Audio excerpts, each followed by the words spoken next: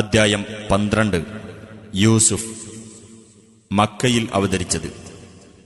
ഈ അദ്ധ്യായത്തിൽ 3 മുതൽ 101 കൂടിയുള്ള വചനങ്ങളിൽ യൂസുഫ് നബിയുടെ ചരിത്രമാണ് വിവരിച്ചിട്ടുള്ളത്. പരമകാരുണികനും കരുണാനിധിയുമായ അല്ലാഹുവിന്റെ നാമത്തിൽ. അലിഫ് ലാം റാ. സ്പഷ്ടമായ വേദഗ്രന്ഥത്തിലെ വചനങ്ങളാകുന്നു അവ. നിങ്ങൾ ഗ്രഹിക്കുന്നതിനു വേണ്ടി അത് അറബി ഭാഷയിൽ വായിക്കപ്പെടുന്ന ഒരു പ്രമാണമായി അവതരിപ്പിച്ചിരിക്കുന്നു.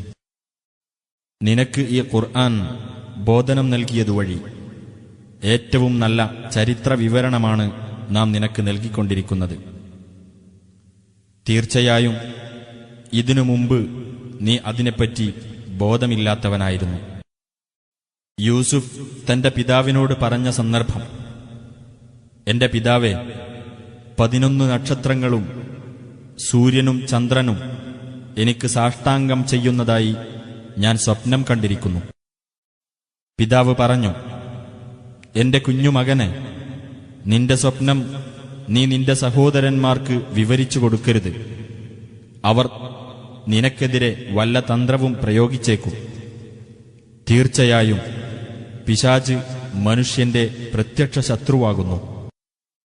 അപ്രകാരം നിന്റെ രക്ഷിതാവ് നിന്നെ തെരഞ്ഞെടുക്കുകയും സ്വപ്നവാർത്തകളുടെ വ്യാഖ്യാനത്തിൽ നിന്ന് നിനക്കവൻ പഠിപ്പിച്ചു തരികയും നിന്റെ മേലും യാക്കൂബ് കുടുംബത്തിന്റെ മേലും അവന്റെ അനുഗ്രഹങ്ങൾ അവൻ നിറവേറ്റുകയും ചെയ്യുന്നതാണ്.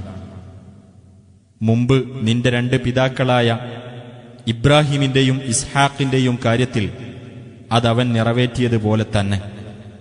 തീർച്ചയായും നിന്റെ രക്ഷിതാവ് സർവജ്ഞനും യുക്തിമാനുമാകുന്നു. തീർച്ചയായും യൂസുഫിലും അദ്ദേഹത്തിന്റെ സഹോദരന്മാരിലും ചോദിച്ചു മനസ്സിലാക്കുന്നവർക്ക് പല ദൃഷ്ടാന്തങ്ങളുമുണ്ട്. യൂസുഫും അവന്റെ സഹോദരനുമാണ് നമ്മുടെ പിതാവിന് നമ്മളെക്കാൾ ഇഷ്ടപ്പെട്ടവർ. നമ്മളാകട്ടെ ഒരു പ്രബലമായ സംഘമാണ് താനും. തീർച്ചയായും നമ്മുടെ പിതാവ് വ്യക്തമായ വഴിപിഴവിൽ തന്നെയാണ്. നിങ്ങൾ യൂസുഫിനെ കൊന്നുകളയുക, അല്ലെങ്കിൽ വല്ല ഭൂപ്രദേശത്തും അവനെ കൊണ്ടുപോയി ഇട്ടേക്കുക. എങ്കിൽ നിങ്ങളുടെ പിതാവിന്റെ മുഖം നിങ്ങൾക്ക് ഒഴിഞ്ഞുകിട്ടും. അതിനുശേഷം നിങ്ങൾക്ക് നല്ല ആളുകളായി കഴിയുകയും ചെയ്യാം എന്ന് അവർ പറഞ്ഞ സന്ദർഭം ശ്രദ്ധേയമത്രേ. അവരിൽ നിന്ന് ഒരു വക്താവ് പറഞ്ഞു: യൂസുഫിനെ നിങ്ങൾ കൊല്ലരുത്. നിങ്ങൾക്ക് വല്ലതും ചെയ്യണമെന്നുണ്ടെങ്കിൽ അവനെ നിങ്ങൾ ഒരു കിണറ്റിന്റെ അടിയിലേക്ക് ഇട്ടേക്കുക. ഏതെങ്കിലും യാത്രാസംഘം അവനെ കണ്ടെടുത്തുകൊള്ളും. തുടർന്ന് പിതാവിന്റെ അടുത്തു ചെന്ന് അവർ പറഞ്ഞു: ഞങ്ങളുടെ പിതാവേ, താങ്കൾക്കെന്തുപറ്റി? യൂസുഫിന്റെ കാര്യത്തിൽ താങ്കൾ ഞങ്ങളെ വിശ്വസിക്കുന്നില്ല. ഞങ്ങളാകട്ടെ തീർച്ചയായും അവന്റെ ഗുണകാംക്ഷികളാണ് താനും. നാളെ അവനെ ഞങ്ങളോടൊപ്പം അയച്ചു തരിക. അവൻ ഉല്ലസിച്ച് നടന്നു കളിക്കട്ടെ. തീർച്ചയായും ഞങ്ങൾ അവനെ കാത്തു രക്ഷിച്ചുകൊള്ളാം. അദ്ദേഹം പറഞ്ഞു: നിങ്ങൾ അവനെ കൊണ്ടുപോകുക എന്നത് തീർച്ചയായും എനിക്ക് സങ്കടമുണ്ടാക്കുന്നതാണ്. നിങ്ങൾ അവനെപ്പറ്റി അശ്രദ്ധരായിരിക്കെ അവനെ ചെന്നായ തിന്നേക്കുമെന്ന് ഞാൻ ഭയപ്പെടുന്നു. അവർ പറഞ്ഞു: ഞങ്ങൾ ഒരു പ്രബലമായ സംഘമുണ്ടായിട്ടും അവനെ ചെന്നായ തിന്നുകയാണെങ്കിൽ തീർച്ചയായും ഞങ്ങൾ മഹാനഷ്ടക്കാർ തന്നെയായിരിക്കും. അങ്ങനെ അവർ അവനെയും കൊണ്ടുപോകുകയും അവനെ കിണറ്റിന്റെ അടിയിലേക്ക് ഇടുവാൻ അവർ ഒന്നിച്ച് തീരുമാനിക്കുകയും ചെയ്തപ്പോൾ അവർ ആ കടുംകൈ പ്രവർത്തിക്കുക തന്നെ ചെയ്തു. തീർച്ചയായും നീ അവർക്ക് അവരുടെ ഈ ചെയ്തിയെപ്പറ്റി ഒരിക്കൽ വിവരിച്ചു കൊടുക്കുമെന്ന് അവന് നാം ബോധനം നൽകുകയും ചെയ്തു. അന്ന് അവർ അതിനെപ്പറ്റി ബോധവാന്മാരായിരിക്കുകയില്ല. അവർ സന്ധ്യാസമയത്ത് അവരുടെ പിതാവിന്റെ അടുക്കൽ കരഞ്ഞുകൊണ്ട് ചെന്നു. അവർ പറഞ്ഞു: ഞങ്ങളുടെ പിതാവേ, ഞങ്ങൾ മത്സരിച്ച് ഓടിപ്പോകുകയും യൂസുഫിനെ ഞങ്ങളുടെ സാധനങ്ങളുടെ അടുത്ത് വിട്ടുപോകുകയും ചെയ്തു. അപ്പോൾ അവനെ ചെന്നായ തിന്നുകളഞ്ഞു. ഞങ്ങൾ സത്യം പറയുന്നവരാണെങ്കിൽ പോലും താങ്കൾ വിശ്വസിക്കുകയില്ലല്ലോ. യൂസുഫിന്റെ കുപ്പായത്തിൽ കള്ളച്ചോരയുമായാണ് അവർ വന്നത്. പിതാവ് പറഞ്ഞു, അങ്ങനെയല്ല, നിങ്ങളുടെ മനസ്സ് നിങ്ങൾക്ക് ഒരു കാര്യം ഭംഗിയായി തോന്നിച്ചിരിക്കുകയാണ്. അതിനാൽ നല്ല ക്ഷമ കൈക്കൊള്ളുക തന്നെ. നിങ്ങൾ ഈ പറഞ്ഞുണ്ടാക്കുന്ന കാര്യത്തിൽ എനിക്ക് സഹായം തേടാനുള്ളത് അല്ലാഹുവോടത്രേ. ഒരു യാത്രാസംഘം വന്നു. അവർ അവർക്ക് വെള്ളം കൊണ്ടുവരുന്ന ജോലിക്കാരനെ അയച്ചു. അവൻ തന്നെ തൊട്ടിയിറക്കി. അവൻ പറഞ്ഞു, ഹാ സന്തോഷം, ഇതാ ഒരു ബാലൻ. അവർ ബാലനെ ഒരു കച്ചവടച്ചരക്കായി ഒളിച്ചുവെച്ചു. അവർ പ്രവർത്തിച്ചിരുന്നതിനെപ്പറ്റി അല്ലാഹു നല്ലവണ്ണം അറിയുന്നവനാകുന്നു. അവർ അവനെ തുച്ഛമായ ഒരു വിലക്ക് അഥവാ ഏതാനും വെള്ളിക്കാശിന് വിൽക്കുകയും ചെയ്തു. അവർ അവന്റെ കാര്യത്തിൽ താൽപര്യമില്ലാത്തവരുടെ കൂട്ടത്തിലായിരുന്നു. ഈജിപ്തിൽ നിന്ന് യൂസുഫിനെ വിലക്കെടുത്ത ആൾ തന്റെ ഭാര്യയോട് പറഞ്ഞു, ഇവന് മാന്യമായ താമസ സൗകര്യം നൽകുക. അവൻ നമുക്ക് പ്രയോജനപ്പെട്ടേക്കാം. അല്ലെങ്കിൽ നമുക്കവനെ മകനായി സ്വീകരിക്കാം. അപ്രകാരം യൂസുഫിന് നാം ആ ഭൂപ്രദേശത്ത് സൗകര്യമുണ്ടാക്കിക്കൊടുത്തു. സ്വപ്നവാർത്തകളുടെ വ്യാഖ്യാനത്തിൽ നിന്ന് അദ്ദേഹത്തിന് നാം അറിയിച്ചു കൊടുക്കാൻ വേണ്ടിയും കൂടിയാണത്. അല്ലാഹു തന്റെ കാര്യം ജയിച്ചടക്കുന്നവനത്രേ. പക്ഷേ മനുഷ്യരിൽ അധിക പേരും അത് മനസ്സിലാക്കുന്നില്ല. അങ്ങനെ അദ്ദേഹം പൂർണ്ണ വളർച്ചയെത്തിയപ്പോൾ അദ്ദേഹത്തിന് നാം യുക്തിബോധവും അറിവും നൽകി. സുകൃതം ചെയ്യുന്നവർക്ക് അപ്രകാരം നാം പ്രതിഫലം നൽകുന്നു. യൂസുഫ് ഏതൊരുവളുടെ വീട്ടിലാണോ അവൾ അവനെ വശീകരിക്കുവാൻ ശ്രമം നടത്തി. വാതിലുകൾ അടച്ച് പൂട്ടിയിട്ട് അവൾ പറഞ്ഞു, ഇങ്ങോട്ട് വാ. അവൻ പറഞ്ഞു, അല്ലാഹുവിൽ ശരണം, നിശ്ചയമായും അവനാണ് എന്റെ രക്ഷിതാവ്. അവൻ എന്റെ താമസം ക്ഷേമകരമാക്കിയിരിക്കുന്നു. തീർച്ചയായും അക്രമം പ്രവർത്തിക്കുന്നവർ വിജയിക്കുകയില്ല. അവൾക്ക് അവനിൽ ആഗ്രഹം ജനിച്ചു. തന്റെ രക്ഷിതാവിന്റെ പ്രമാണം കണ്ടറിഞ്ഞില്ലായിരുന്നെങ്കിൽ അവന് അവളിലും ആഗ്രഹം ജനിച്ചേനെ. അപ്രകാരം സംഭവിച്ചത് തിന്മയും നീചവൃത്തിയും അവനിൽ നിന്ന് നാം തിരിച്ചുവിടുന്നതിനു വേണ്ടിയത്രേ. തീർച്ചയായും അവൻ നമ്മുടെ നിഷ്കളങ്കരായ ദാസന്മാരിൽപ്പെട്ടവനാകുന്നു. അവർ രണ്ടുപേരും വാതിൽക്കലേക്ക് മത്സരിച്ചോടി. അവൾ പിന്നിൽ നിന്ന് അവന്റെ കുപ്പായം പിടിച്ചു. അത് കീറി. അവർ ഇരുവരും വാതിൽക്കൽ വെച്ച് അവളുടെ നാഥനെ അഥവാ ഭർത്താവിനെ കണ്ടുമുട്ടി. അവൾ പറഞ്ഞു, താങ്കളുടെ ഭാര്യയുടെ കാര്യത്തിൽ ദുരുദ്ദേശം വെച്ചു പുലർത്തിയവനുള്ള പ്രതിഫലം അവൻ തടവിലാക്കപ്പെടുക എന്നതോ വേദനയേറിയ മറ്റെന്തെങ്കിലും ശിക്ഷയോ തന്നെ ആയിരിക്കണം. യൂസുഫ് പറഞ്ഞു, അവളാണ് എന്നെ വശീകരിക്കുവാൻ ശ്രമം നടത്തിയത്. അവളുടെ കുടുംബത്തിൽപ്പെട്ട ഒരു സാക്ഷി ഇപ്രകാരം സാക്ഷ്യപ്പെടുത്തി, അവന്റെ കുപ്പായം മുന്നിൽ നിന്നാണ് കീറിയിട്ടുള്ളതെങ്കിൽ അവൾ സത്യമാണ് പറഞ്ഞത്. അവനാകട്ടെ കളവ് പറയുന്നവരുടെ കൂട്ടത്തിലാണ്. എന്നാൽ അവന്റെ കുപ്പായം പിന്നിൽ നിന്നാണ് കീറിയിട്ടുള്ളതെങ്കിൽ അവൾ കളവാണ് പറഞ്ഞത്.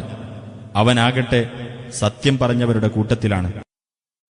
അങ്ങനെ യൂസുഫിന്റെ കുപ്പായം പിന്നിൽ നിന്നാണ് കീറിയിട്ടുള്ളത് എന്ന് കണ്ടപ്പോൾ ആ ഗൃഹനാഥൻ തന്റെ ഭാര്യയോട് പറഞ്ഞു, തീർച്ചയായും ഇത് നിങ്ങളുടെ അഥവാ സ്ത്രീകളുടെ തന്ത്രത്തിൽപ്പെട്ടതാണ്. നിങ്ങളുടെ തന്ത്രം ഭയങ്കരം തന്നെ. യൂസുഫെ, നീ ഇത് അവഗണിച്ചേക്കുക. പെണ്ണെ, നീ നിന്റെ പാപത്തിന് മാപ്പു തേടുക. തീർച്ചയായും നീ പിഴച്ചവരുടെ കൂട്ടത്തിലാകുന്നു. നഗരത്തിലെ ചില സ്ത്രീകൾ പറഞ്ഞു, പ്രഭുവിന്റെ ഭാര്യ തന്റെ വേലക്കാരനെ വശീകരിക്കാൻ ശ്രമിക്കുന്നു. അവൾ അവനോട് പ്രേമബദ്ധയായി കഴിഞ്ഞിരിക്കുന്നു. തീർച്ചയായും അവൾ വ്യക്തമായ പിഴവിൽ അകപ്പെട്ടതായി ഞങ്ങൾ കാണുന്നു. അങ്ങനെ ആ സ്ത്രീകളുടെ കുസൃതിയെപ്പറ്റി അവൾ കേട്ടറിഞ്ഞപ്പോൾ അവരുടെ അടുത്തേക്ക് അവൾ ആളെ അയക്കുകയും അവർക്ക് ചാരിയിരിക്കാവുന്ന ഇരിപ്പിടങ്ങൾ ഒരുക്കുകയും ചെയ്തു. അവരിൽ ഓരോരുത്തർക്കും പഴങ്ങൾ മുറിക്കാൻ അവൾ ഓരോ കത്തി കൊടുത്തു. യൂസുഫിനോട് അവൾ പറഞ്ഞു, നീ അവരുടെ മുമ്പിലേക്ക് പുറപ്പെടുക. അങ്ങനെ അവനെ അവർ കണ്ടപ്പോൾ അവർക്ക് അവനെപ്പറ്റി വിസ്മയം തോന്നുകയും അവരുടെ സ്വന്തം കൈകൾ അവർ തന്നെ അറുത്തുപോകുകയും ചെയ്തു. അവർ പറഞ്ഞു, അല്ലാഹു എത്ര പരിശുദ്ധൻ! ഇതൊരു മനുഷ്യനല്ല, ആദരണീയനായ ഒരു മലക്ക് തന്നെയാണ്. അവൾ പറഞ്ഞു, എന്നാൽ ഏതൊരുവന്റെ കാര്യത്തിൽ നിങ്ങൾ എന്നെ ആക്ഷേപിച്ചുവോ അവനാണിത്. തീർച്ചയായും ഞാൻ അവനെ വശീകരിക്കാൻ ശ്രമിച്ചിട്ടുണ്ട്.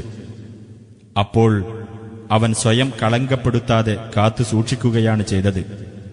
ഞാൻ അവനോട് കൽപ്പിക്കുന്ന പ്രകാരം അവൻ ചെയ്തില്ലെങ്കിൽ തീർച്ചയായും അവൻ തടവിലാക്കപ്പെടുകയും നിന്ദ്യരുടെ കൂട്ടത്തിലായിരിക്കുകയും ചെയ്യും. യൂസുഫ് പറഞ്ഞു, എന്റെ രക്ഷിതാവേ, ഇവർ എന്നെ ഏതൊന്നിലേക്ക് ക്ഷണിക്കുന്നുവോ അതിനേക്കാളും എനിക്ക് കൂടുതൽ പ്രിയപ്പെട്ടത് ജയിലാകുന്നു. ഇവരുടെ കുതന്ത്രം എന്നെ വിട്ട് നീ തിരിച്ചു കളയാത്ത പക്ഷം ഞാൻ അവരിലേക്ക് ചാഞ്ഞുപോയേക്കും. അങ്ങനെ ഞാൻ അവിവേകികളുടെ കൂട്ടത്തിൽ ആയിപ്പോകുകയും ചെയ്യും. അപ്പോൾ അവന്റെ പ്രാർത്ഥന തന്റെ രക്ഷിതാവ് സ്വീകരിക്കുകയും അവരുടെ കുതന്ത്രം അവനിൽ നിന്ന് അവൻ തട്ടിത്തിരിച്ചു കളയുകയും ചെയ്തു. തീർച്ചയായും അവൻ എല്ലാം കേൾക്കുന്നവനും കാണുന്നവനുമത്രേ. പിന്നീട് തെളിവുകൾ കണ്ടറിഞ്ഞതിനു ശേഷവും അവർക്കു തോന്നി അവനെ ഒരു അവധി വരെ തടവിലാക്കുക തന്നെ വേണമെന്ന്. അവനോടൊപ്പം 2 യുവാക്കളും ജയിലിൽ പ്രവേശിച്ചു. അവരിൽ ഒരാൾ പറഞ്ഞു, ഞാൻ വീഞ്ഞ് പിഴിഞ്ഞെടുക്കുന്നതായി സ്വപ്നം കാണുന്നു. മറ്റൊരാൾ പറഞ്ഞു, ഞാൻ എന്റെ തലയിൽ റൊട്ടി ചുമക്കുകയും എന്നിട്ട് അതിൽ നിന്ന് പറവകൾ തിന്നുകയും ചെയ്യുന്നതായി ഞാൻ സ്വപ്നം കാണുന്നു. ഞങ്ങൾക്ക് താങ്കൾ അതിന്റെ വ്യാഖ്യാനം വിവരിച്ചു തരൂ. തീർച്ചയായും ഞങ്ങൾ താങ്കളെ കാണുന്നത് സദ്വൃത്തരിൽ ഒരാളായിട്ടാണ്. യൂസുഫ് പറഞ്ഞു, നിങ്ങൾക്ക് കൊണ്ടുവന്നു നൽകപ്പെടാറുള്ള ഭക്ഷണം നിങ്ങൾക്ക് വന്നെത്തുന്നതിന്റെ മുമ്പായി അതിന്റെ വ്യാഖ്യാനം ഞാൻ നിങ്ങൾക്ക് വിവരിച്ചു തരാതിരിക്കുകയില്ല. എന്റെ രക്ഷിതാവ് എനിക്കു പഠിപ്പിച്ചു തന്നതിൽപ്പെട്ടതത്രേ അത്. അല്ലാഹുവിൽ വിശ്വസിക്കാത്തവരും പരലോകത്തെ നിഷേധിക്കുന്നവരുമായിട്ടുള്ളവരുടെ മാർഗം തീർച്ചയായും ഞാൻ ഉപേക്ഷിച്ചിരിക്കുന്നു. എന്റെ പിതാക്കളായ ഇബ്രാഹിം, ഇസ്ഹാഖ്, യാക്കൂബ് എന്നിവരുടെ മാർഗം ഞാൻ പിന്തുടർന്നിരിക്കുന്നു. അല്ലാഹുവിനോട് യാതൊന്നിനെയും പങ്കുചേർക്കുവാൻ ഞങ്ങൾക്ക് പാടുള്ളതല്ല. ഞങ്ങൾക്കും മനുഷ്യർക്കും അല്ലാഹു നൽകിയ അനുഗ്രഹത്തിൽപ്പെട്ടതത്രേ ആ സന്മാർഗദർശനം. പക്ഷേ മനുഷ്യരിൽ അധിക പേരും നന്ദി കാണിക്കുന്നില്ല. ജയിലിലെ 2 സുഹൃത്തുക്കളെ വ്യത്യസ്ത രക്ഷാധികാരികളാണോ ഉത്തമം, അതല്ല ഏകനും സർവാധികാരിയുമായ അല്ലാഹുവാണോ? അവനു പുറമെ നിങ്ങൾ ആരാധിക്കുന്നവ നിങ്ങളും നിങ്ങളുടെ പിതാക്കളും നാമകരണം ചെയ്തിട്ടുള്ള ചില നാമങ്ങളല്ലാതെ മറ്റൊന്നുമല്ല. അവയെപ്പറ്റി അല്ലാഹു യാതൊരു പ്രമാണവും അവതരിപ്പിച്ചിട്ടില്ല. വിധികർത്തൃത്വം അല്ലാഹുവിന് മാത്രമാകുന്നു. അവനെയല്ലാതെ നിങ്ങൾ ആരാധിക്കരുതെന്ന് അവൻ കൽപ്പിച്ചിരിക്കുന്നു. വക്രതയില്ലാത്ത മതം അതത്രേ. പക്ഷേ മനുഷ്യരിൽ അധിക പേരും മനസ്സിലാക്കുന്നില്ല. ജയിലിലെ 2 സുഹൃത്തുക്കളെ, എന്നാൽ നിങ്ങളിലൊരുവൻ തന്റെ യജമാനന് വീഞ്ഞു കുടിപ്പിച്ചുകൊണ്ടിരിക്കും. എന്നാൽ മറ്റേ ആൾ ക്രൂശിക്കപ്പെടും. എന്നിട്ട് അയാളുടെ തലയിൽ നിന്ന് പറവകൾ കൊത്തിത്തിന്നും. ഏതൊരു കാര്യത്തെപ്പറ്റി നിങ്ങൾ ഇരുവരും വിധി ആരായുന്നുവോ ആ കാര്യം തീരുമാനിക്കപ്പെട്ടു കഴിഞ്ഞിരിക്കുന്നു. അവർ 2 പേരിൽ നിന്ന് രക്ഷപ്പെടുന്നവനാണ് എന്ന് വിചാരിച്ച ആളോട് യൂസുഫ് പറഞ്ഞു, നിന്റെ യജമാനന്റെ അടുക്കൽ നീ എന്നെപ്പറ്റി പ്രസ്താവിക്കുക. എന്നാൽ തന്റെ യജമാനനോട് അത് പ്രസ്താവിക്കുന്ന കാര്യം പിശാച് അവനെ മറപ്പിച്ചു കളഞ്ഞു. അങ്ങനെ ഏതാനും കൊല്ലങ്ങൾ യൂസുഫ് ജയിലിൽ താമസിച്ചു. ഒരിക്കൽ രാജാവ് പറഞ്ഞു, തടിച്ചു കൊഴുത്ത 7 പശുക്കളെ 7 മെലിഞ്ഞ പശുക്കൾ തിന്നുന്നതായി ഞാൻ സ്വപ്നം കാണുന്നു. 7 പച്ച കതിരുകളും 7 ഉണങ്ങിയ കതിരുകളും ഞാൻ കാണുന്നു. ഹേ പ്രധാനികളെ, നിങ്ങൾ സ്വപ്നത്തിന് വ്യാഖ്യാനം നൽകുന്നവരാണെങ്കിൽ എന്റെ ഈ സ്വപ്നത്തിന്റെ കാര്യത്തിൽ നിങ്ങൾ എനിക്ക് വിധി പറഞ്ഞു തരൂ. അവർ പറഞ്ഞു, പലതരം പേക്കിനാവുകൾ. ഞങ്ങൾ അത്തരം പേക്കിനാവുകളുടെ വ്യാഖ്യാനത്തെപ്പറ്റി അറിവുള്ളവരല്ല.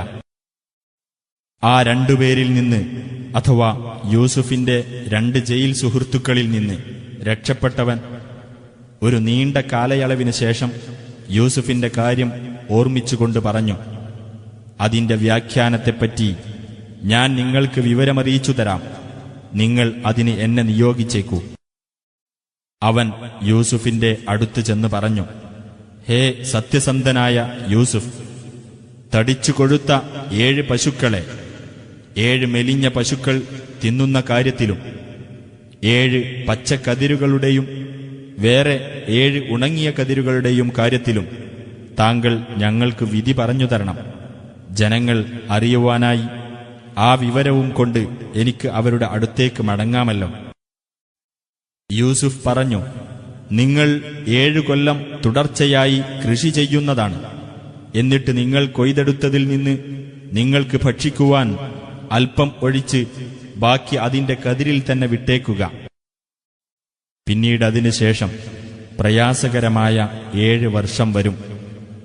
ആ വർഷങ്ങൾ അന്നേക്കായി നിങ്ങൾ മുൻകൂട്ടി സൂക്ഷിച്ചു വച്ചിട്ടുള്ളതിനെയെല്ലാം തിന്നു തീർക്കുന്നതാണ്, നിങ്ങൾ കാത്തുവെക്കുന്നതിൽ നിന്ന് അല്പമൊഴികെ. പിന്നീട് അതിനുശേഷം 1 വർഷം വരും. അന്ന് ജനങ്ങൾക്ക് സമൃദ്ധി നൽകപ്പെടുകയും അന്ന് അവർ വീഞ്ഞും മറ്റും പിഴിഞ്ഞെടുക്കുകയും ചെയ്യും. രാജാവ് പറഞ്ഞു, നിങ്ങൾ യൂസുഫിനെ എന്റെ അടുത്ത് കൊണ്ടുവരൂ.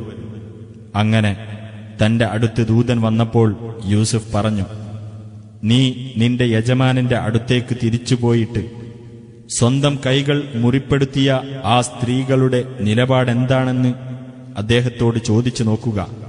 തീർച്ചയായും എന്റെ രക്ഷിതാവ് അവരുടെ തന്ത്രത്തെപ്പറ്റി നന്നായി അറിയുന്നവനാകുന്നു. ആ സ്ത്രീകളെ വിളിച്ചുവരുത്തിയിട്ട് രാജാവ് ചോദിച്ചു, യൂസുഫിനെ വശീകരിക്കുവാൻ നിങ്ങൾ ശ്രമം നടത്തിയപ്പോൾ നിങ്ങളുടെ സ്ഥിതി എന്തായിരുന്നു? അവർ പറഞ്ഞു, അല്ലാഹു എത്ര പരിശുദ്ധൻ! ഞങ്ങൾ യൂസുഫിനെപ്പറ്റി ദോഷകരമായ ഒന്നും മനസ്സിലാക്കിയിട്ടില്ല. പ്രഭുവിന്റെ ഭാര്യ പറഞ്ഞു, ഇപ്പോൾ സത്യം വെളിപ്പെട്ടിരിക്കുന്നു. ഞാൻ അദ്ദേഹത്തെ വശീകരിക്കാൻ ശ്രമിക്കുകയാണുണ്ടായത്. തീർച്ചയായും അദ്ദേഹം സത്യവാൻമാരുടെ കൂട്ടത്തിൽ തന്നെയാകുന്നു. ഞാൻ അങ്ങനെ പറയുന്നത് അദ്ദേഹത്തിന്റെ അസാന്നിധ്യത്തിൽ ഞാൻ അദ്ദേഹത്തെ വഞ്ചിച്ചിട്ടില്ലെന്ന് അദ്ദേഹം അറിയുന്നതിനു വേണ്ടിയാകുന്നു. വഞ്ചകന്മാരുടെ തന്ത്രത്തെ അല്ലാഹു ലക്ഷ്യത്തിലെത്തിക്കുകയില്ല എന്നതിനാലുമാകുന്നു. ഞാൻ എന്റെ മനസ്സിനെ കുറ്റത്തിൽ നിന്ന് ഒഴിവാക്കുന്നില്ല. തീർച്ചയായും മനസ്സ് ദുഷ്പ്രവർത്തിക്ക് പ്രേരിപ്പിക്കുന്നത് തന്നെയാകുന്നു, എന്റെ രക്ഷിതാവിന്റെ കരുണ ലഭിച്ച മനസ്സൊഴികെ. തീർച്ചയായും എന്റെ രക്ഷിതാവ് ഏറെ പൊറുക്കുന്നവനും കരുണാനിധിയുമാകുന്നു. രാജാവ് പറഞ്ഞു, നിങ്ങൾ അദ്ദേഹത്തെ എന്റെ അടുത്ത് കൊണ്ടുവരൂ. ഞാൻ അദ്ദേഹത്തെ എന്റെ ഒരു പ്രത്യേകക്കാരനായി സ്വീകരിക്കുന്നതാണ്. അങ്ങനെ അദ്ദേഹത്തോട് സംസാരിച്ചപ്പോൾ രാജാവ് പറഞ്ഞു, തീർച്ചയായും താങ്കൾ ഇന്ന് നമ്മുടെ അടുക്കൽ സ്ഥാനമുള്ളവനും വിശ്വസ്തനുമാകുന്നു. യൂസുഫ് പറഞ്ഞു, താങ്കൾ എന്നെ ഭൂമിയിലെ ഖജനാവുകളുടെ അധികാരമേൽപ്പിക്കും. തീർച്ചയായും ഞാൻ വിവരമുള്ള ഒരു സൂക്ഷിപ്പുകാരനായിരിക്കും. അപ്രകാരം യൂസുഫിന് ആ ഭൂപ്രദേശത്ത് അദ്ദേഹം ഉദ്ദേശിക്കുന്നിടത്ത് താമസമുറപ്പിക്കാവുന്ന വിധം നാം സ്വാധീനം നൽകി. നമ്മുടെ കാരുണ്യം നാം ഉദ്ദേശിക്കുന്നവർക്ക് നാം അനുഭവിപ്പിക്കുന്നു. സദ്വൃത്തർക്കുള്ള പ്രതിഫലം നാം നഷ്ടപ്പെടുത്തിക്കളയുകയില്ല. വിശ്വസിക്കുകയും സൂക്ഷ്മത പാലിക്കുന്നവരായിരിക്കുകയും ചെയ്തവർക്ക് പരലോകത്തെ പ്രതിഫലമാകുന്നു കൂടുതൽ ഉത്തമം. യൂസുഫിന്റെ സഹോദരന്മാർ വന്നു അദ്ദേഹത്തിന്റെ അടുത്ത് പ്രവേശിച്ചു. അപ്പോൾ അദ്ദേഹം അവരെ തിരിച്ചറിഞ്ഞു. അവർ അദ്ദേഹത്തെ തിരിച്ചറിഞ്ഞിരുന്നില്ല. അങ്ങനെ അവർക്ക് വേണ്ട സാധനങ്ങൾ അവർക്ക് ഒരുക്കിക്കൊടുത്തപ്പോൾ അദ്ദേഹം പറഞ്ഞു, നിങ്ങളുടെ ബാപ്പയൊത്ത ഒരു സഹോദരൻ നിങ്ങൾക്കുണ്ടല്ലോ, അവനെ നിങ്ങൾ എന്റെ അടുത്ത് കൊണ്ടുവരണം. ഞാൻ അളവ് തികച്ചു തരുന്നുവെന്നും ഏറ്റവും നല്ല ആതിഥ്യമാണ് ഞാൻ നൽകുന്നത് എന്നും നിങ്ങൾ കാണുന്നില്ലേ? എന്നാൽ അവനെ നിങ്ങൾ എന്റെ അടുത്ത് കൊണ്ടുവരുന്നില്ലെങ്കിൽ നിങ്ങൾക്കിനി എന്റെ അടുക്കൽ നിന്ന് അളന്നു തരുന്നതല്ല, നിങ്ങൾ എന്നെ സമീപിക്കേണ്ടതുമില്ല. അവർ പറഞ്ഞു, ഞങ്ങൾ അവന്റെ കാര്യത്തിൽ അവന്റെ പിതാവിനോട് ഒരു ശ്രമം നടത്തി നോക്കാം, തീർച്ചയായും ഞങ്ങളത് ചെയ്യും. യൂസുഫ് തന്റെ ഭൃത്യന്മാരോട് പറഞ്ഞു, അവർ കൊണ്ടുവന്ന ചരക്കുകൾ അവരുടെ ഭാണ്ഡങ്ങളിൽ തന്നെ നിങ്ങൾ വച്ചേക്കുക. അവർ അവരുടെ കുടുംബത്തിൽ തിരിച്ചെത്തുമ്പോൾ അവരത് മനസ്സിലാക്കിക്കൊള്ളും. അവർ ഒരു വേള മടങ്ങി വന്നേക്കാം. അങ്ങനെ അവർ തങ്ങളുടെ പിതാവിന്റെ അടുത്ത് തിരിച്ചെത്തിയപ്പോൾ അവർ പറഞ്ഞു, ഞങ്ങളുടെ പിതാവേ, ഞങ്ങൾക്ക് അളന്നു തരുന്നത് മുടക്കപ്പെട്ടിരിക്കുന്നു. അതുകൊണ്ട് ഞങ്ങളോടൊപ്പം ഞങ്ങളുടെ സഹോദരനെയും കൂടി താങ്കൾ അയച്ചു തരണം. എങ്കിൽ ഞങ്ങൾക്ക് അളന്നു കിട്ടുന്നതാണ്. തീർച്ചയായും ഞങ്ങൾ അവനെ കാത്തു സൂക്ഷിക്കുക തന്നെ ചെയ്യും. പിതാവ് പറഞ്ഞു, അവന്റെ സഹോദരന്റെ കാര്യത്തിൽ മുമ്പ് ഞാൻ നിങ്ങളെ വിശ്വസിച്ചതുപോലെയല്ലാതെ അവന്റെ കാര്യത്തിൽ നിങ്ങളെ എനിക്ക് വിശ്വസിക്കാനാകുമോ? എന്നാൽ അല്ലാഹുവാണ് നല്ലവണ്ണം കാത്തു സൂക്ഷിക്കുന്നവൻ. അവൻ കരുണയുള്ളവരിൽ ഏറ്റവും കാരുണികനാകുന്നു. അവർ അവരുടെ സാധനങ്ങൾ തുറന്നു നോക്കിയപ്പോൾ തങ്ങളുടെ ചരക്കുകൾ തങ്ങൾക്ക് തിരിച്ചു നൽകപ്പെട്ടതായി കണ്ടെത്തി. അവർ പറഞ്ഞു, ഞങ്ങളുടെ പിതാവേ, നമുക്കിനി എന്തു വേണം? നമ്മുടെ ചരക്കുകൾ ഇതാ നമുക്ക് തന്നെ തിരിച്ചു നൽകപ്പെട്ടിരിക്കുന്നു. മേലിലും ഞങ്ങൾ ഞങ്ങളുടെ കുടുംബത്തിന് ആഹാരം കൊണ്ടുവരാം. ഞങ്ങളുടെ സഹോദരനെ ഞങ്ങൾ കാത്തുകൊള്ളുകയും ചെയ്യാം. ഒരു ഒട്ടകത്തിന് വഹിക്കാവുന്ന അളവ് ഞങ്ങൾക്ക് കൂടുതൽ കിട്ടുകയും ചെയ്യും. കുറഞ്ഞ ഒരു അളവാകുന്നു അത്. അദ്ദേഹം പറഞ്ഞു, തീർച്ചയായും നിങ്ങൾ അവനെ എന്റെ അടുക്കൽ കൊണ്ടുവന്നു തരുമെന്ന് അല്ലാഹുവിന്റെ പേരിൽ എനിക്കുറപ്പ് നൽകുന്നതുവരെ ഞാൻ അവനെ നിങ്ങളുടെ കൂടെ അയക്കുകയില്ല തന്നെ. നിങ്ങൾ ആപത്തുകളാൽ വലയം ചെയ്യപ്പെടുന്നുവെങ്കിലൊഴികെ. അങ്ങനെ അവരുടെ ഉറപ്പ് അദ്ദേഹത്തിന് അവർ നൽകിയപ്പോൾ അദ്ദേഹം പറഞ്ഞു, അല്ലാഹു നാം പറയുന്നതിന് മേൽനോട്ടം വഹിക്കുന്നവനാകുന്നു. അദ്ദേഹം പറഞ്ഞു, എന്റെ മക്കളെ, നിങ്ങൾ ഒരേ വാതിലിലൂടെ പ്രവേശിക്കാതെ വ്യത്യസ്ത വാതിലുകളിലൂടെ പ്രവേശിക്കുക. അല്ലാഹുവിങ്കൽ നിന്നുണ്ടാകുന്ന യാതൊന്നും നിങ്ങളിൽ നിന്ന് തടുക്കുവാൻ എനിക്കാവില്ല. വിധികർത്തൃത്വം അല്ലാഹുവിന് മാത്രമാകുന്നു. അവന്റെ മേൽ ഞാൻ ഭരമേൽപ്പിക്കുന്നു. അവന്റെ മേൽ തന്നെയാണ് ഭരമേൽപ്പിക്കുന്നവർ ഭരമേൽപ്പിക്കേണ്ടത്. അവരുടെ പിതാവ് അവരോട് കൽപ്പിച്ച വിധത്തിൽ അവർ പ്രവേശിച്ചപ്പോൾ അല്ലാഹുവിങ്കൽ നിന്നുണ്ടാകുന്ന യാതൊന്നും അവരിൽ നിന്ന് തടുക്കുവാൻ അദ്ദേഹത്തിന് കഴിഞ്ഞിരുന്നില്ല. യാക്കൂബിന്റെ മനസ്സിലുണ്ടായിരുന്ന ഒരു ആവശ്യം അദ്ദേഹം നിറവേറ്റി എന്നു മാത്രം. നാം അദ്ദേഹത്തിന് പഠിപ്പിച്ചു കൊടുത്തിട്ടുള്ളതിനാൽ തീർച്ചയായും അദ്ദേഹം അറിവുള്ളവൻ തന്നെയാണ്. പക്ഷേ മനുഷ്യരിൽ അധിക പേരും അറിയുന്നില്ല. അവർ യൂസുഫിന്റെ അടുത്ത് കടന്നു ചെന്നപ്പോൾ അദ്ദേഹം തന്റെ സഹോദരനെ തന്നിലേക്ക് അടുപ്പിച്ചു. എന്നിട്ട് അദ്ദേഹം പറഞ്ഞു, തീർച്ചയായും ഞാൻ തന്നെയാണ് നിന്റെ സഹോദരൻ. ആകയാൽ ആ മൂത്ത സഹോദരന്മാർ ചെയ്തു വരുന്നതിനെപ്പറ്റി നീ ദുഃഖിക്കേണ്ടതില്ല. അങ്ങനെ അവർക്കുള്ള സാധനങ്ങൾ അവർക്കൊരുക്കിക്കൊടുത്തപ്പോൾ യൂസുഫ് പാനപാത്രം തന്റെ സഹോദരന്റെ ഭാണ്ഡത്തിൽ വെച്ചു. പിന്നെ ഒരാൾ വിളിച്ചു പറഞ്ഞു, ഹേ യാത്രാസംഘമേ, തീർച്ചയായും നിങ്ങൾ മോഷ്ടാക്കൾ തന്നെയാണ്. അവരുടെ നേരെ തിരിഞ്ഞുകൊണ്ട് യാത്രാസംഘം പറഞ്ഞു, എന്താണ് നിങ്ങൾക്ക് നഷ്ടപ്പെട്ടിട്ടുള്ളത്? അവർ പറഞ്ഞു, ഞങ്ങൾക്ക് രാജാവിന്റെ അളവുപാത്രം നഷ്ടപ്പെട്ടിരിക്കുന്നു. അത് കൊണ്ടുവന്നു തരുന്നവന് ഒരു ഒട്ടകത്തിന് വഹിക്കാവുന്ന ധാന്യം നൽകുന്നതാണ്. ഞാനത് ഏറ്റിരിക്കുന്നു. അല്ലാഹുവിനെ തന്നെയാണ്. ഞങ്ങൾ നാട്ടിൽ കുഴപ്പമുണ്ടാക്കാൻ വേണ്ടി വന്നതല്ലെന്ന് നിങ്ങൾക്കറിയാമല്ലോ. ഞങ്ങൾ മോഷ്ടാക്കളായിരുന്നിട്ടുമില്ല. അവർ ചോദിച്ചു, എന്നാൽ നിങ്ങൾ കള്ളം പറയുന്നവരാണെങ്കിൽ അതിന് എന്ത് ശിക്ഷയാണ് നൽകേണ്ടത്? അവർ പറഞ്ഞു, അതിനുള്ള ശിക്ഷ ഇപ്രകാരമത്രേ: ഏതൊരുവന്റെ യാത്രാഭാണ്ഡത്തിലാണോ അത് കാണപ്പെടുന്നത്, അവനെ പിടിച്ചുവെക്കുകയാണ് അതിനുള്ള ശിക്ഷ. അപ്രകാരമാണ് ഞങ്ങൾ അക്രമികൾക്ക് പ്രതിഫലം നൽകുന്നത്. എന്നിട്ട് യൂസുഫ് തന്റെ സഹോദരന്റെ ഭാണ്ഡത്തെക്കാൾ മുമ്പായി അവരുടെ ഭാണ്ഡങ്ങൾ പരിശോധിക്കുവാൻ തുടങ്ങി. പിന്നീട് തന്റെ സഹോദരന്റെ ഭാണ്ഡത്തിൽ നിന്ന് അദ്ദേഹം അത് പുറത്തെടുത്തു. അപ്രകാരം യൂസുഫിനു വേണ്ടി നാം തന്ത്രം പ്രയോഗിച്ചു.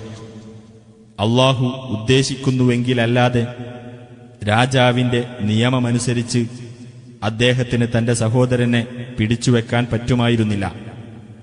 നാം ഉദ്ദേശിക്കുന്നവരെ നാം പല പദവികൾ ഉയർത്തുന്നു. അറിവുള്ളവരുടെ എല്ലാം മീതെ എല്ലാം അറിയുന്നവനുണ്ട്. ആ സഹോദരന്മാർ പറഞ്ഞു, അവൻ മോഷ്ടിക്കുന്നുവെങ്കിൽ അതിൽ അത്ഭുതമില്ല. മുമ്പ് അവന്റെ സഹോദരനും മോഷ്ടിക്കുകയുണ്ടായിട്ടുണ്ട്. എന്നാൽ യൂസുഫ് അത് തന്റെ മനസ്സിൽ ഗോപ്യമാക്കി വച്ചു. അവരോട് അദ്ദേഹം പ്രതികരണം പ്രകടിപ്പിച്ചില്ല. അദ്ദേഹം മനസ്സിൽ പറഞ്ഞു, നിങ്ങളാണ് മോശമായ നിലപാടുകാർ. നിങ്ങൾ പറഞ്ഞുണ്ടാക്കുന്നതിനെപ്പറ്റി അല്ലാഹു നല്ലവണ്ണം അറിയുന്നവനാണ്. അവർ പറഞ്ഞു, പ്രഭോ, ഇവന് വലിയ വൃദ്ധനായ പിതാവുണ്ട്. അതിനാൽ ഇവന്റെ സ്ഥാനത്ത് ഞങ്ങളിൽ ഒരാളെ പിടിച്ചുവെക്കുക. തീർച്ചയായും താങ്കളെ ഞങ്ങൾ കാണുന്നത് സദ്വൃത്തരിൽപ്പെട്ട ഒരാളായിട്ടാണ്. അദ്ദേഹം പറഞ്ഞു, അല്ലാഹുവിൽ ശരണം. നമ്മുടെ സാധനം ആരുടെ കയ്യിൽ കണ്ടെത്തിയോ അവനെയല്ലാതെ നാം പിടിച്ചുവെക്കുകയോ എങ്കിൽ തീർച്ചയായും നാം അക്രമകാരികൾ തന്നെയായിരിക്കും. അങ്ങനെ സഹോദരനെപ്പറ്റി അവർ നിരാശരായി കഴിഞ്ഞപ്പോൾ അവർ തനിച്ച് മാറിയിരുന്ന് കൂടിയാലോചന നടത്തി. അവരിൽ വലിയ ആൾ പറഞ്ഞു, നിങ്ങളുടെ പിതാവ് അല്ലാഹുവിന്റെ പേരിൽ നിങ്ങളോട് ഉറപ്പ് വാങ്ങിയിട്ടുണ്ടെന്നും യൂസുഫിന്റെ കാര്യത്തിൽ മുമ്പ് നിങ്ങൾ വീഴ്ച വരുത്തിയിട്ടുണ്ടെന്നും നിങ്ങൾക്കറിഞ്ഞുകൂടെ? അതിനാൽ എന്റെ പിതാവ് എനിക്ക് അനുവാദം തരികയോ അല്ലാഹു എനിക്ക് വിധി തരികയോ ചെയ്യുന്നതുവരെ ഞാൻ ഈ ഭൂപ്രദേശം വിട്ടുപോരുകയേ ഇല്ല. വിധികർത്താക്കളിൽ ഏറ്റവും ഉത്തമനത്രേ അവൻ. നിങ്ങൾ നിങ്ങളുടെ പിതാവിന്റെ അടുത്തേക്ക് മടങ്ങിച്ചെന്നിട്ട് പറയും, ഞങ്ങളുടെ പിതാവേ, താങ്കളുടെ മകൻ മോഷണം നടത്തിയിരിക്കുന്നു. ഞങ്ങൾ അറിഞ്ഞതിന്റെ അടിസ്ഥാനത്തിൽ മാത്രമാണ് ഞങ്ങൾ സാക്ഷ്യം വഹിച്ചിട്ടുള്ളത്. അദൃശ്യകാര്യം ഞങ്ങൾക്ക് അറിയുമായിരുന്നില്ലല്ലോ. ഞങ്ങൾ പോയിരുന്ന രാജ്യക്കാരോടും ഞങ്ങൾ ഇങ്ങോട്ട് ഒന്നിച്ച് യാത്ര ചെയ്ത യാത്രാസംഘത്തോടും താങ്കൾ ചോദിച്ചു നോക്കുക. തീർച്ചയായും ഞങ്ങൾ സത്യം പറയുന്നവരാകുന്നു. പിതാവ് പറഞ്ഞു, അല്ല, നിങ്ങളുടെ മനസ്സുകൾ നിങ്ങൾക്ക് എന്തോ കാര്യം ഭംഗിയായി തോന്നിച്ചിരിക്കുന്നു. അതിനാൽ നന്നായി ക്ഷമിക്കുക തന്നെ. അവരെല്ലാവരെയും അല്ലാഹു എന്റെ അടുത്ത് കൊണ്ടുവന്നു തന്നേക്കാവുന്നതാണ്. തീർച്ചയായും അവൻ എല്ലാം അറിയുന്നവനും യുക്തിമാനുമാകുന്നു. അവരിൽ നിന്ന് തിരിഞ്ഞുകളഞ്ഞിട്ട് അദ്ദേഹം പറഞ്ഞു, യൂസുഫിന്റെ കാര്യം എത്ര സങ്കടകരം! ദുഃഖം നിമിത്തം അദ്ദേഹത്തിന്റെ ഇരു കണ്ണുകളും വെളുത്തുപോയി. അങ്ങനെ അദ്ദേഹം ദുഃഖം ഉള്ളിലൊതുക്കി കഴിയുകയാണ്. അവർ പറഞ്ഞു, അല്ലാഹുവിനെ തന്നെയാണ്. താങ്കൾ തീർത്തും അവശനാകുകയോ അല്ലെങ്കിൽ മരണമടയുകയോ ചെയ്യുന്നതുവരെ താങ്കൾ യൂസുഫിനെ ഓർത്തുകൊണ്ടേയിരിക്കും. അദ്ദേഹം പറഞ്ഞു, എന്റെ വേവലാതിയും വ്യസനവും ഞാൻ അള്ളാഹുവോട് മാത്രമാണ് ബോധിപ്പിക്കുന്നത്. അള്ളാഹുവിങ്കിൽ നിന്നും നിങ്ങൾ അറിയാത്ത ചിലത് ഞാൻ അറിയുന്നുമുണ്ട്. എന്റെ മക്കളെ, നിങ്ങൾ പോയി യൂസുഫിനെയും അവന്റെ സഹോദരനെയും സംബന്ധിച്ച് അന്വേഷിച്ചു നോക്കുക. അള്ളാഹുവിങ്കിൽ നിന്നുള്ള ആശ്വാസത്തെപ്പറ്റി നിങ്ങൾ നിരാശപ്പെടരുത്. അവിശ്വാസികളായ ജനങ്ങളല്ലാതെ അള്ളാഹുവിങ്കിൽ നിന്നുള്ള ആശ്വാസത്തെപ്പറ്റി നിരാശപ്പെടുകയില്ല തീർച്ച. അങ്ങനെ യൂസുഫിന്റെ അടുക്കൽ കടന്നു ചെന്നിട്ട് അവർ പറഞ്ഞു, പ്രഭോ, ഞങ്ങളെയും ഞങ്ങളുടെ കുടുംബത്തെയും ദുരിതം ബാധിച്ചിരിക്കുന്നു. മോശമായ ചരക്കുകളെ ഞങ്ങൾ കൊണ്ടുവന്നിട്ടുള്ളൂ. അതിനാൽ താങ്കൾ ഞങ്ങൾക്ക് അളവ് തികച്ചു തരികയും ഞങ്ങളോട് ഔദാര്യം കാണിക്കുകയും ചെയ്യണം. തീർച്ചയായും അള്ളാഹു ഉദാരമതികൾക്ക് പ്രതിഫലം നൽകുന്നതാണ്. അദ്ദേഹം പറഞ്ഞു, നിങ്ങൾ അറിവില്ലാത്തവരായിരുന്നപ്പോൾ യൂസുഫിന്റെയും അവന്റെ സഹോദരന്റെയും കാര്യത്തിൽ നിങ്ങൾ ചെയ്തതെന്താണെന്ന് നിങ്ങൾ മനസ്സിലാക്കിയിട്ടുണ്ടോ? അവർ ചോദിച്ചു, നീ തന്നെയാണോ യൂസുഫ്? അദ്ദേഹം പറഞ്ഞു, ഞാൻ തന്നെയാണ് യൂസുഫ്. ഇതെന്റെ സഹോദരനും. അള്ളാഹു ഞങ്ങളോട് ഔദാര്യം കാണിച്ചിരിക്കുന്നു. തീർച്ചയായും ആർ സൂക്ഷ്മത പാലിക്കുകയും ക്ഷമിക്കുകയും ചെയ്യുന്നുവോ ആ സദ്വൃത്തർക്കുള്ള പ്രതിഫലം അള്ളാഹു നഷ്ടപ്പെടുത്തിക്കളയുകയില്ല തീർച്ച. അവർ പറഞ്ഞു, അള്ളാഹുവെ തന്നെയാണ്. തീർച്ചയായും അള്ളാഹു നിനക്ക് ഞങ്ങളെക്കാൾ മുൻഗണന നൽകിയിരിക്കുന്നു. തീർച്ചയായും ഞങ്ങൾ തെറ്റുകാരായിരിക്കുന്നു. അദ്ദേഹം പറഞ്ഞു, ഇന്ന് നിങ്ങളുടെ മേൽ ഒരു ആക്ഷേപവുമില്ല. അള്ളാഹു നിങ്ങൾക്ക് പൊറുത്തു തരട്ടെ. അവൻ കരുണയുള്ളവരിൽ വെച്ച് ഏറ്റവും കാരുണികനാകുന്നു. നിങ്ങൾ എന്റെ ഈ കുപ്പായം കൊണ്ടുപോയിട്ട് എന്റെ പിതാവിന്റെ മുഖത്ത് ഇട്ടുകൊടുക്കുക. എങ്കിൽ അദ്ദേഹം കാഴ്ചയുള്ളവനായിത്തീരും. നിങ്ങളുടെ മുഴുവൻ കുടുംബാംഗങ്ങളെയും കൊണ്ട് നിങ്ങൾ എന്റെ അടുത്തു വരികയും ചെയ്യുക. യാത്രാസംഘം ഈജിപ്തിൽ നിന്ന് പുറപ്പെട്ടപ്പോൾ അവരുടെ പിതാവ് അടുത്തുള്ളവരോട് പറഞ്ഞു, തീർച്ചയായും എനിക്ക് യൂസുഫിന്റെ വാസന അനുഭവപ്പെടുന്നുണ്ട്. നിങ്ങൾ എന്നെ ബുദ്ധിഭ്രമം പറ്റിയവനായി കരുതുന്നില്ലെങ്കിൽ നിങ്ങൾക്കിത് വിശ്വസിക്കാവുന്നതാണ്. അവർ പറഞ്ഞു, അള്ളാഹുവെ തന്നെയാണ്. തീർച്ചയായും താങ്കൾ താങ്കളുടെ പഴയ വഴികേടിൽ തന്നെയാണ്. അനന്തരം സന്തോഷവാർത്ത അറിയിക്കുന്ന ആൾ വന്നപ്പോൾ അയാൾ ആ കുപ്പായം അദ്ദേഹത്തിന്റെ മുഖത്ത് വെച്ചുകൊടുത്തു. അപ്പോൾ അദ്ദേഹം കാഴ്ചയുള്ളവനായി മാറി. അദ്ദേഹം പറഞ്ഞു, നിങ്ങൾക്കറിഞ്ഞുകൂടാത്ത ചിലത് അള്ളാഹുവിങ്കൽ നിന്ന് ഞാൻ അറിയുന്നുണ്ട് എന്ന് ഞാൻ നിങ്ങളോട് പറഞ്ഞിട്ടില്ലേ? അവർ പറഞ്ഞു, ഞങ്ങളുടെ പിതാവേ, ഞങ്ങൾക്കുവേണ്ടി ഞങ്ങളുടെ പാപങ്ങൾ പൊറുത്തുകിട്ടാൻ താങ്കൾ പ്രാർത്ഥിക്കണേ. തീർച്ചയായും ഞങ്ങൾ തെറ്റുകാരായിരിക്കുന്നു. അദ്ദേഹം പറഞ്ഞു, നിങ്ങൾക്കുവേണ്ടി എന്റെ രക്ഷിതാവിനോട് ഞാൻ പാപമോചനം തേടാം. തീർച്ചയായും അവൻ ഏറെ പൊറുക്കുന്നവനും കരുണാനിധിയുമാകുന്നു. അനന്തരം അവർ യൂസുഫിന്റെ മുമ്പാകെ പ്രവേശിച്ചപ്പോൾ അദ്ദേഹം തന്റെ മാതാപിതാക്കളെ തന്നിലേക്ക് അണച്ചുകൂട്ടി. അദ്ദേഹം പറഞ്ഞു, അള്ളാഹു ഉദ്ദേശിക്കുന്ന പക്ഷം നിങ്ങൾ നിർഭയരായിക്കൊണ്ട് ഈജിപ്തിൽ പ്രവേശിച്ചുകൊള്ളുക. അദ്ദേഹം തന്റെ മാതാപിതാക്കളെ രാജപീഠത്തിന്മേൽ കയറ്റിയിരുത്തി. അവർ അദ്ദേഹത്തിന്റെ മുമ്പിൽ പ്രണാമം ചെയ്യുന്നവരായിക്കൊണ്ട് വീണു. അദ്ദേഹം പറഞ്ഞു, എന്റെ പിതാവേ, മുമ്പ് ഞാൻ കണ്ട സ്വപ്നം പുലർന്നതാണിത്. എന്റെ രക്ഷിതാവ് അതൊരു യാഥാർത്ഥ്യമാക്കി തീർത്തിരിക്കുന്നു. എന്നെ അവൻ ജയിലിൽ നിന്ന് പുറത്തു കൊണ്ടുവന്ന സന്ദർഭത്തിലും എന്റെയും എന്റെ സഹോദരങ്ങളുടെയും ഇടയിൽ പിശാച് കുഴപ്പം ഇളക്കിവിട്ടതിനു ശേഷം മരുഭൂമിയിൽ നിന്ന് അവൻ നിങ്ങളെ എല്ലാവരെയും എന്റെ അടുത്തേക്ക് കൊണ്ടുവന്ന സന്ദർഭത്തിലും അവൻ എനിക്ക് ഉപകാരം ചെയ്തിരിക്കുന്നു. തീർച്ചയായും എന്റെ രക്ഷിതാവ് താൻ ഉദ്ദേശിക്കുന്ന കാര്യങ്ങൾ സൂക്ഷ്മമായി നിയന്ത്രിക്കുന്നവനത്രേ. തീർച്ചയായും അവൻ എല്ലാം അറിയുന്നവനും യുക്തിമാനുമാകുന്നു. യൂസുഫ് പ്രാർത്ഥിച്ചു, എന്റെ രക്ഷിതാവേ, നീ എനിക്ക് ഭരണാധികാരത്തിൽ നിന്ന് ഒരംശം നൽകുകയും സ്വപ്നവാർത്തകളുടെ വ്യാഖ്യാനത്തിൽ നിന്നും ചിലത് നീ എനിക്ക് പഠിപ്പിച്ചു തരികയും ചെയ്തിരിക്കുന്നു. ആകാശങ്ങളുടെയും ഭൂമിയുടെയും സ്രഷ്ടാവേ, നീ ഇഹത്തിലും പരത്തിലും എന്റെ രക്ഷാധികാരിയാകുന്നു. നീ എന്നെ മുസ്ലിമായി മരിപ്പിക്കുകയും സജ്ജനങ്ങളുടെ കൂട്ടത്തിൽ ചേർക്കുകയും ചെയ്യണമേ.